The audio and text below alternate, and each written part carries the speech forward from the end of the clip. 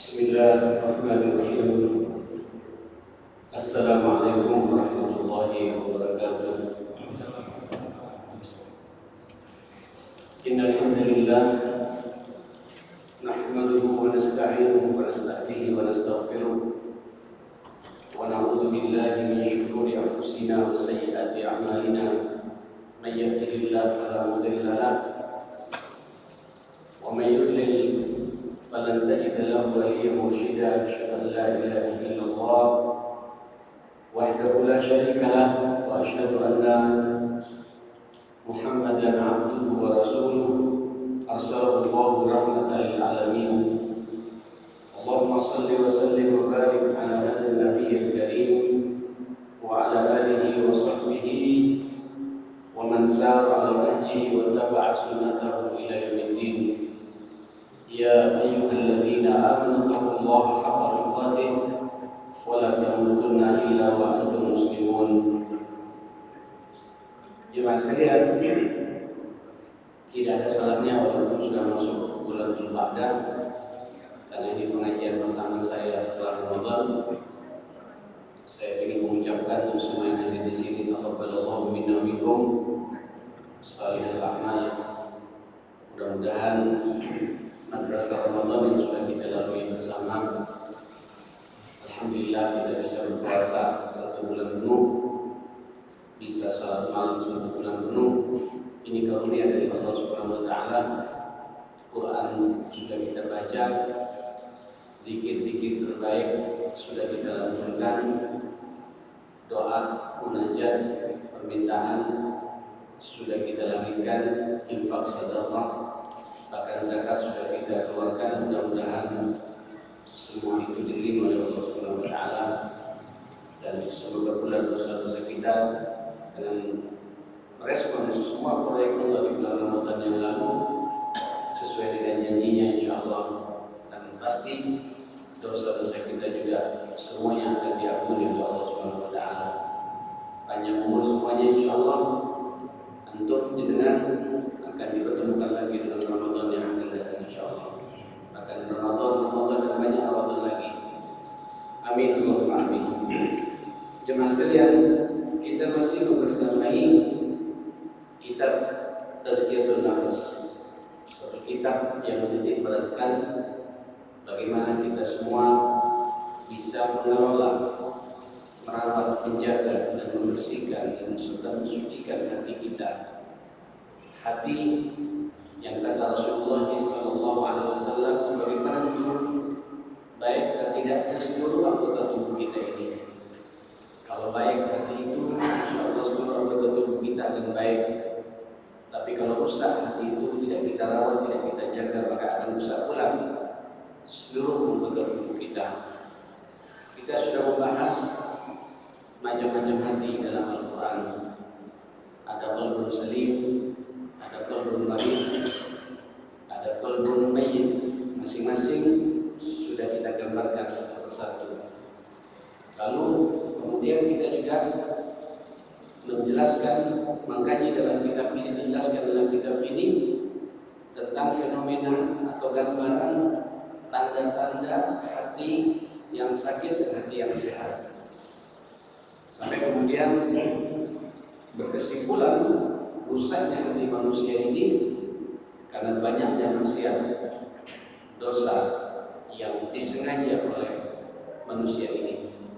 Nah, di antara sekian banyak dosa itu ini dinamakan penyakit-penyakit hati.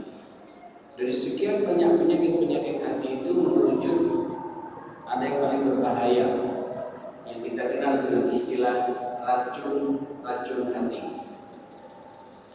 Pertama adalah fudulul kalam, sudah kita bahas ini. Banyak bicara, sedikit kerja. Apa dampak dari pembicaraan? Bahayanya pembicaraan yang berlebihan, apalagi bicara yang penuh dengan dusta, riba, mengadu domba, menyebar berita hoax dan fitnah. Ini pasti langsung meracuni hati kita. Ini panjang pembahasannya, silakan lihat di YouTube mesin ini ya mas. Kalian kita juga sudah membahas racun hati yang kedua namanya fudul nazar, mengumbar pandangan mata. Mata jadi liar, khianat, senang melihat apa yang diharapkan oleh Allah Subhanahu wa taala, baik langsung atau tidak langsung. Ini juga akan membuat ada racun di hati kita. Yang ketiga, racun hati yang ketiga adalah fudulul ta'am, banyak makan. Jangankan makanan yang haram, yang halal saja berlebihan itu membuat hati kita sakit dan bahkan jadi beracun di hati kita. Karena biasanya orang kalau banyak makan ngantuk, kalau sudah ngantuk malas beribadah, malas taat. Tapi ketika ada peluang maksiat, semangat teman sekalian. Ini dampak dari banyaknya makan, apalagi kenyangnya berlebihan dalam urusan makan yang tidak jelas halal haramnya. Na'udzubillah, ini lebih parah lagi. Saya mengatakan bukan hanya meracuni tapi juga mematikan hati kita.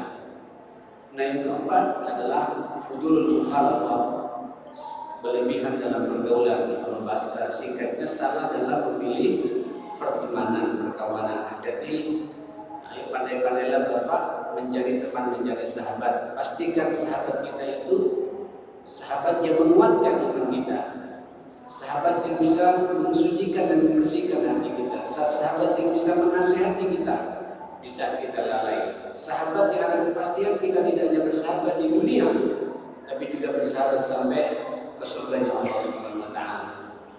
Inilah 4 racun hati yang sudah kita bahas. Kemudian kita juga sudah membahas bagaimana min asbab hayatul qulub, sebab-sebab hidupnya hati. Diawali dengan istighfar, beristighfar kepada Allah Subhanahu wa taala. Kemudian mengambil dengan zikrullah, zikir kepada Allah Subhanahu wa taala. Ya, di antara sekian banyak zikir, ada zikir yang sangat langsung membersihkan hati kita. Apa itu?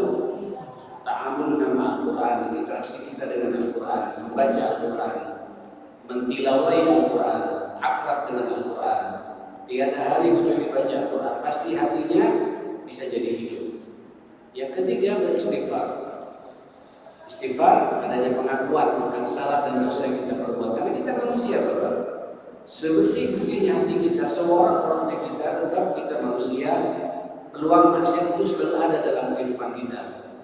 Makanya Allah menyuruh kepada kita untuk beristighfar, meminta ampun kepada Allah akan semua dosa yang kita lakukan. Sebab kalau orang beristighfar, ini berarti ada kesadaran pada dirinya, ya sekalian, sadar kalau dia telah berdosa dan dia mengakui ada zat yang namanya Ghafur, Ghaffar, Tawwab. Dia meminta kepada zat yang maha mengampuni kita semua. Maka ketika sampai beristighfar, itu sudah sinyal kuat kalau hati kita bersih dengan Allah Subhanahu wa taala. Nah, pembahasan terakhir, saya ingin lanjut sedikit. Pembahasan terakhir ini adalah cara efektif juga untuk menghidupkan hati itu adalah doa, berdoa. Bapak jangan menganggap enteng doa ini. Doa ini kalau bahasa Nabi wal ibadah, intisari ibadah. Saya berani menyampaikan orang kalau sudah beribadah, sudah berdoa, pasti orang itu nyambung dengan Allah. Tadi kita salat, mudah-mudahan sebelum kita diterima oleh Allah Subhanahu wa taala, tapi terkadang kita merasa, nah, salat ibadah 5 sampai 10 menit dengan zikir-zikirnya, tapi terkadang pikiran kita kemana-mana, menghayal, mengingat pekerjaan kita tadi di waktu sore dan lain sebagainya. Manusia memang, ya sekalian. Makanya kenapa zikir pertama setelah kita salam sudah istighfar, astagfirullah, astagfirullah, astagfirullah. Berharap kesalahan yang kita lakukan dalam salat itu diampuni oleh Allah Subhanahu wa taala. Ngelamunnya kita, salat dan ilmunya yang kurang terpenuhi, semuanya dimaklum, diampuni oleh Allah Subhanahu wa taala dengan istighfar itu. Tapi kalau berdoa, ada kepastian jenengan nyambung dengan Allah Subhanahu wa taala. Orang kalau sudah berdoa, bukti kalau yang bersangkutan butuh Allah. Kalau orang sudah butuh, pasti dia konsentrasi untuk meminta kepada yang memberi kepada kita. Itulah Allah Subhanahu wa taala. Makanya Nabi Shallallahu Alaihi Wasallam mengatakan doa buat ibadah. Doa itulah ibadah itu sendiri, kata Nabi Shallallahu Alaihi Wasallam. Allah juga mengatakan dalam Al-Quran, "Ud'uni astajib lakum." Berdoalah engkau kepadaku, niscaya doa itu pasti aku terima, aku ijabahi. Langsung Allah mengatakan bahwa innal ladzina yastakbiruna 'an ibadati. Sesungguhnya orang yang sombong an ibadati, ibadah tidak ada dengan doa. Karena Nabi mengatakan doa wal ibadah. Orang yang sombong tidak mau berdoa kepada an ibadati, saya dahulu jahannam dakhil, berarti dia tidak butuh Allah, akan dihinakan oleh Allah, dan itu akan nampil ke neraka Allah Subhanahu wa taala dengan penuh kehinaan. Nah, saudara, Bapak Ibu yang dimuliakan Allah Subhanahu wa taala, mengubah Quran. Jangankan kita ini banyak masalah, hatta tidak punya masalah, kita butuh berdoa. Hatta badan kita sehat, kita juga butuh berdoa, karena kita tidak tahu apakah besok akan sehat lagi. Hatta harus kita sukses secara materi, berdoa. Karena betapa banyak orang sukses secara materi tapi hartanya menjadi fitnah baginya. Hatta kita sudah ilmunya banyak, cerdas, mungkin sudah master, sudah doktor, berdoa, minta kepada Allah ilmu yang bermanfaat. Betapa banyak orang cerdas, orang pintar terselingkuh, terfitnah dengan ilmunya, maka masuk penjara karena ilmunya, dan begitu seterusnya. Jadi semakin kita sukses, semakin mendekat kepada Allah Subhanahu wa taala. Berdoa, meminta kepada Allah Subhanahu wa taala. Apalagi kemudian kita banyak masalah. Amma yujibul mudtarra idza da'ah wa yaksifu syu'ur. Maka siapa lagi kata Allah Subhanahu wa taala yang yujibul mudtarra, akan mengijabahi orang yang sedang terdesak itu. Jadi kalau sampai terdesak, banyak masalah, jangan ngeluh sama orang. Jangan curhat sama orang. Jangan meminta sama orang, tentu Tuhan akan merespon kepada kita. Tapi mintalah kepada Allah Subhanahu wa taala.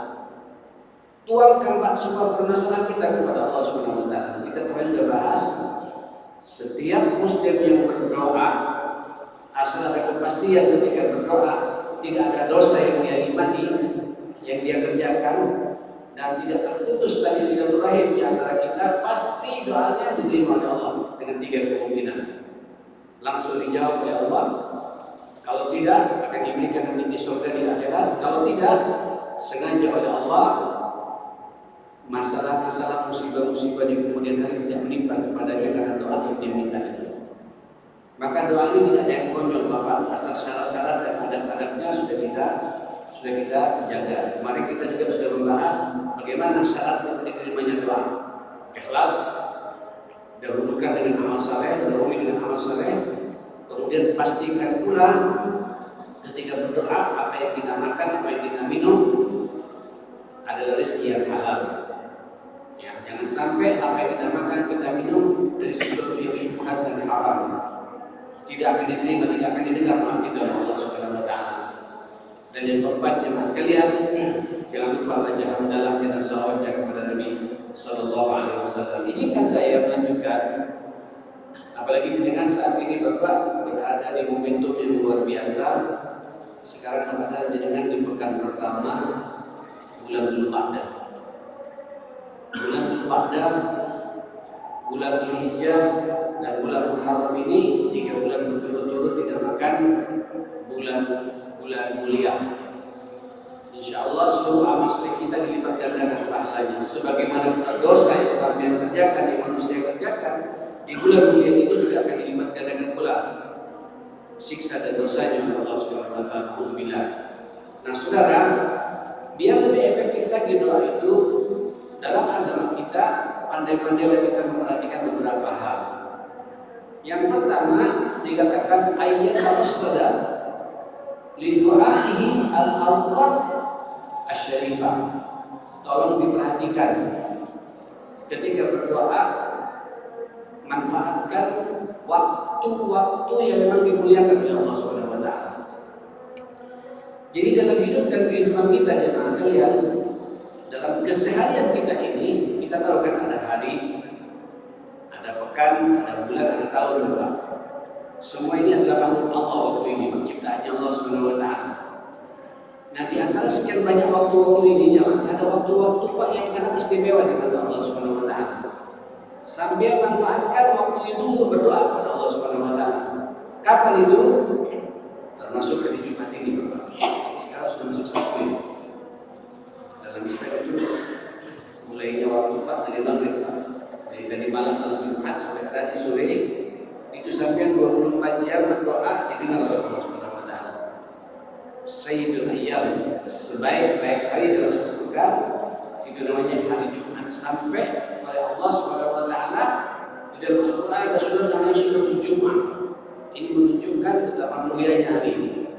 Hari Jumat itu jemaah sekalian. Maka setiap hari Jumat pastikan sampai berdoa dengan doa khusus, karena meyakini di hari itu doa kita diterima oleh Allah Subhanahu wa taala. Terus kapan lagi jemaah sekalian? 10 hari pertama bulan Dzulhijjah.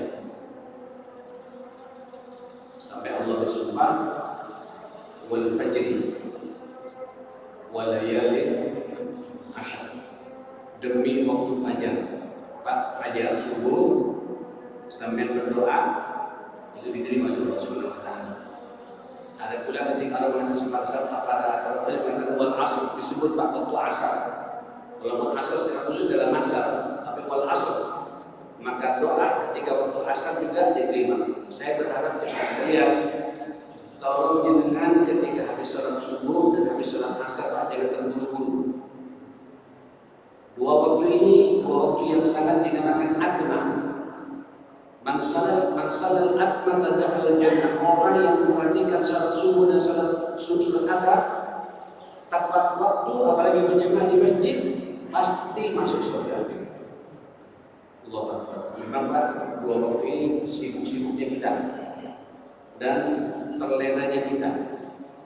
Kalau subuh, khusyuk-khusyuknya kita tidur, Pak.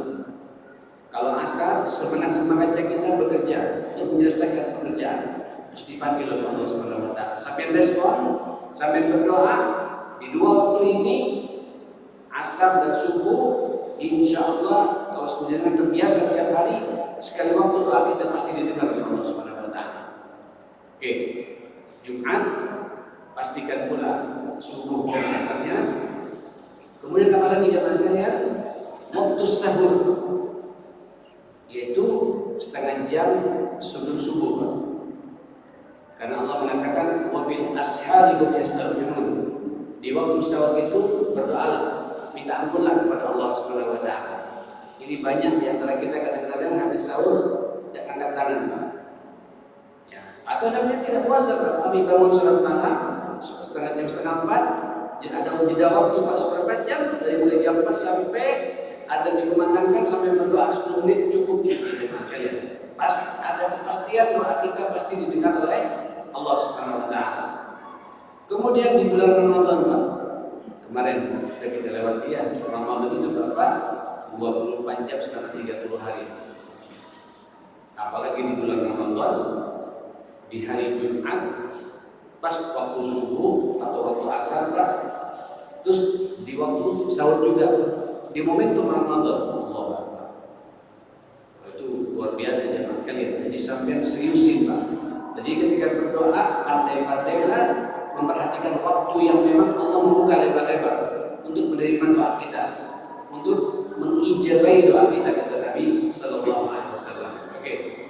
Yang kedua jemaah sekalian, memanfaatkan juga ayat al-asr di du'aihi al-amakin asy-syarifah, tempat-tempat mulia.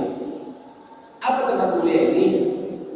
Kalau Nabi mengatakan sih ada 3 Pak yang paling jelas. Makkah Al-Mukarramah, Masjid Hajar, Masjid Nabawi, dan Masjid Aqsa. Mudah-mudahan dengan ditakdir oleh Allah bisa umrah, bisa haji, bisa juga ziarah ke Rasulullah ke Masjid Nabawi, dan bisa pula ke Masjid Aqsa dan berdoa Pak pol-polan di situ. Itu tempat terbaik di dunia jemaah sekalian. Walaupun kata para ulama, ini masjid ini perwakilan Masjidil Haram. Masjid kita ini Pak, Masjid Muhammadiyah, Masjid Nahdlatul Ulama, Masjid pemerintah kota, di depan ada itu mana pokoknya masjid Di situ jamaah orang-orang muslim itu adalah perwakilan itu rumahnya Allah. Manfaatkan ketika berdoa, datang ke masjid.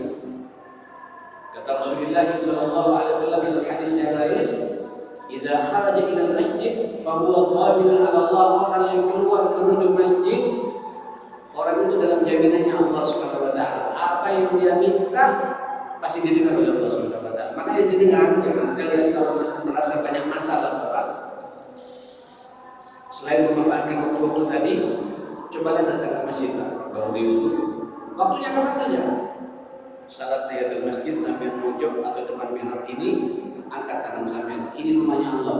Di sini Allah tinggal jemaah sekalian. Ini bahasa vulgarnya begitu, Pak. Baitullah, rumah Allah yang sebenarnya itulah masjidnya. Jadi ketika ke masjid jangan nganggur, ketika ke masjid jangan berbicara. Apalagi ada jeda doa, Pak, ya. Jeda waktu antara adzan dan qamat sambil berdoa kepada Allah Subhanahu wa taala. Jadi sekali lagi ada waktu-waktu yang mulia, ada tempat-tempat yang dimuliakan oleh Allah. Nah, yang ketiga apa, masyarakat muslimin? Adabnya ayyam al-ahwal asy-syarifah.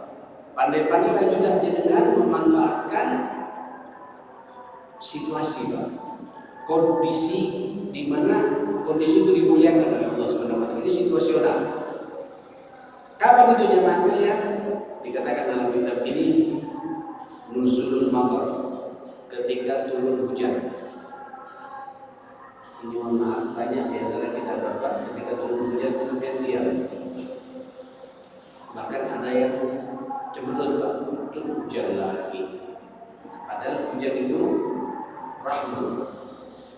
Tetesan air yang turun dari langit itu barokah. Katanya Rasulullah kalau hujan turun Bapak keluar, dibuka kopiah Nabi itu, kalau Rasulullah Nabi jangan dibuka. Ada sedikit basah kepalanya jemaah sekalian, dan Nabi berharap bajunya juga ada sedikit basah karena hujan. Itu masuk, tapi tidak basah kuyup. Ya, dan berdoa. Doa inda nuzulil matar, doa ketika turun hujan itu pasti diterima oleh Allah Subhanahu wa taala. Soalnya kita bersyukur nih, Pak, ya. Negeri kita kan hujan terus. Ini sudah masuk bulan April, Pak. Bahkan sudah mau masuk Mei, seharusnya sudah kemarau jemaah sekalian. Tapi Allah masih karuniakan pada kita hujan. Jangan mengumpat, Pak. Jangan merengut, jangan merasa tertekan ketika ada hujan. Termasuk juga ibu-ibu. Pakaian bisa kering, kita diam saja. Ini momentum sampai berdoa. Saya, Pak, paling memanfaatkan momentum ini. Karena tengah malam tiba-tiba hujan. Saya bangun, saya wudhu, saya berdoa jemaah sekalian. Terus lanjut dengan sholat malamnya. Minta pada Allah di atas kendaraan, tiba-tiba di tol hujan, Pak, sambil nyupir atau di belakang supir, Pak, sambil berdoa. Hujan turun itu doa kita pasti didengar oleh Allah Subhanahu wa taala, pasti diterima oleh Allah Subhanahu wa taala. Jadi memanfaatkan situasi. Kapan lagi jemaah sekalian? Inda sujud, ketika kita sujud, Pak. Baik itu sujud salat, sujud tilawah, sujud syukur, sujud apa saja sampai sujud, berdoa kepada Allah Subhanahu wa taala. Minta kepada Allah Subhanahu wa taala. Kata Nabi sallallahu alaihi wasallam, aqrab ma yakunu al-'abdu min rabbih wa huwa sajid. Paling dekatnya seorang manusia kepada Tuhannya itulah ketika dia dalam kondisi apa? Sujud. Kata Nabi, fa'akthiru minad du'a. Perbanyaklah kalian berdoa. Ayat sujud, salat lima waktu, salat sunnah, salat mutlak, salat duha, apalagi salat tahajud, sujud tilawah, sujud syukur. Ketika kita dapat nikmat sujud, berdoa kepada Allah Subhanahu wa taala. Ya, itu katanya dengan sedang dekat-dekat dengan Allah, maka mintalah kepada Allah, memohonlah kepada Allah Subhanahu wa taala. Begitu pula ada momentum bainal adzan wal iqamati. Momentum antara adzan dan iqamah. Saya tidak tahu. Ini masih menjadi fenomena di kita, Bapak. Kalau di Timur Tengah, di Mesir yang saya perhatikan itu rata-rata orang, Bapak, antara adzan dan iqamah angkat tangan. Selesai berdoa mereka ngaji. Nah kita ini kadang-kadang apalagi ada jeda waktu kan antara adzan dan iqamah dengan 5 menit, ada 10 menit. Di Surabaya panjang-panjang. Kalau di masjid kami subuh itu 20 menit, maghrib 10 menit, isya 10 menit, duhur 10 menit, asar 10 menit. Ya, kata-kata 10 menit jemaah kan, tapi subuh 20 menit karena jeda waktu Pak. Jadi habis adzan sampai salat sunnah, mau qabliyah atau apa segala macam silakan. Sunnah rawatib sudah ada kan tidak usah sampai qamatib dikumandangkan. Ad-du'a bainal adzan wa iqamati la yurad. Doa antara adzan dan iqamah itu mustahil ditolak oleh Allah Subhanahu wa taala. Jadi manfaatkan momentum situasi ketika mendengar suara adzan, dia ikuti suara adzan itu, baca doa tawassulnya pada Rasulullah, Allahumma inna na'muru bahari wa tamu wa salatul tayyib sampai selesai, jadi berdoa. Doa sendiri, doa orang tua, doa anak, doa apa saja. Apalagi dengan juga berada di hari Jumat, Pak. Allahu Akbar.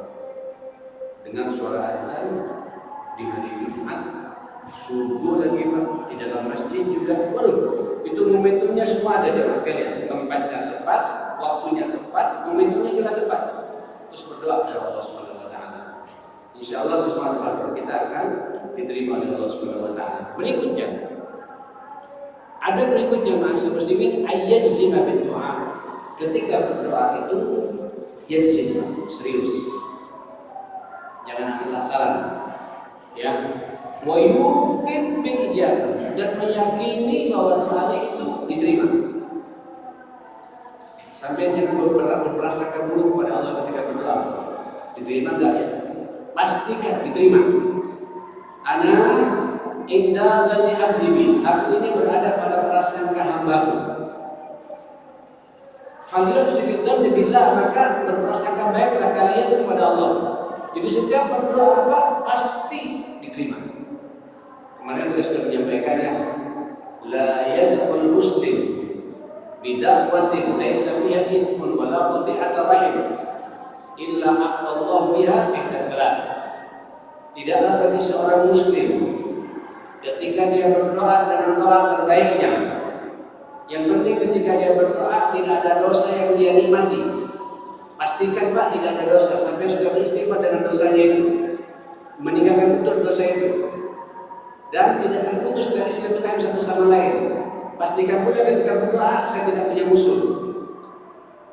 Pasti Allah mengijabahi doa orang itu dengan 3 kemungkinan. Ini sudah saya bahas di pertemuan yang lalu. Langsung dijawab, langsung dibalas, langsung diijabahi oleh Allah sebelum dia meninggal dunia. Apa yang dia minta diberi oleh Allah di dunia. Kalau tidak dikasih sampai husnudzan, oleh Allah sengaja disimpan, permintaannya akan diberikan nanti di akhirat di surga. Berarti disimpan oleh Allah Subhanahu wa taala. Andai kata dunia tidak dikasih, akhirat juga tidak dikasih, umpama kita tidak tahu juga jemaah sekalian. Masih ada kemungkinan ketiga, ayyasrifa al-husu mithla. Itu cara Allah untuk memalingkan dari berbagai macam keburukan semisal doa yang dia minta itu. Jadi doa ini Bapak tidak ada yang konyol, Pak. Semuanya diterima asal adab-adabnya, etika-etikanya, syarat-syaratnya terpenuhi, pasti diterima oleh Allah Subhanahu wa taala. Nah, salah satunya ketika berdoa serius, Pak. Jangan santai, aminnya pun juga lebih Pak. Tunjukkan sampai berdoa. Serius minta kepada Allah Subhanahu wa taala. Menghadap ke kiblat, Pak. Angkat tangan sampai minta, tangisi Allah. Tunjukkan mu'minun bil ijabah, dan yakin doa saya ini akan diterima oleh Allah Subhanahu wa taala. Kata Nabi sallallahu alaihi wasallam, la yaqulanna ahadukum Allahumma ighfir li in syi'ta. Ini benar Pak. Ya Allah, sekiranya Engkau berkehendak, ampuni aku. Tidak boleh Pak. Serius Pak, ampuni kami ya Allah. Jangan bilang kalau sampai kalau jangan berkehendak, tidak boleh Pak. Ampuni kami ya Allah. Rahmat-Mu sangat luas, ampunan-Mu sangat luas. Ampunan tidak terbatas, kami telah banyak dosa yang berbuat. Tangisi Allah Pak, dan yakin bahwa Allah akan mengampuni semua dosa kita. Kata Nabi, lihat sikap masalah, Makanya ketika minta serius, jangan setengah-setengah. Fa'innahu la mustaqrahun lahu, karena tidak ada doa yang akan mencelakakan orang itu. Semua doanya direspon oleh Allah dengan 3 kemungkinan tadi sebagaimana saya sampaikan di hadis yang beberapa bulan lalu kita sampaikan. Ini hadis riwayat Abu Hurairah. Nah, saudara, terkait dengan masalah ada berikutnya sampai tampilan kita, Pak.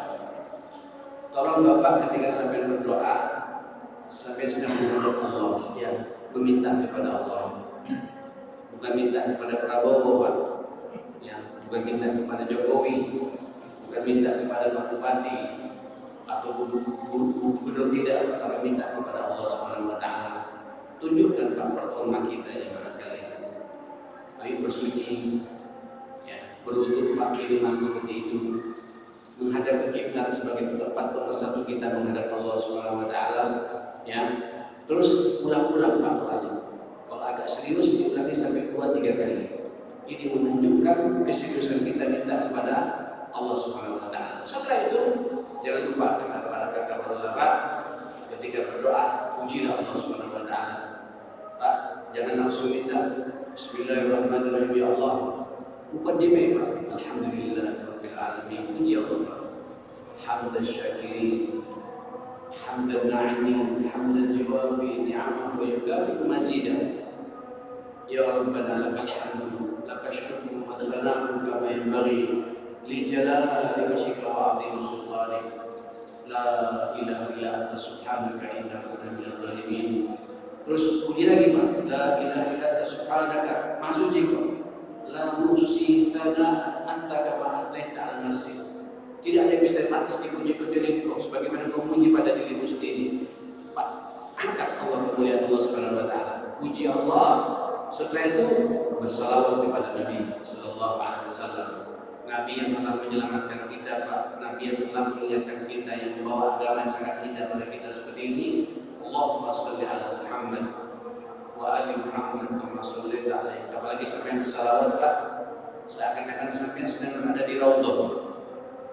Bagi yang pernah umrah ya, atau bagi yang pernah haji, seakan-akan posisikan sampai ada di raudhah jemaah sekalian.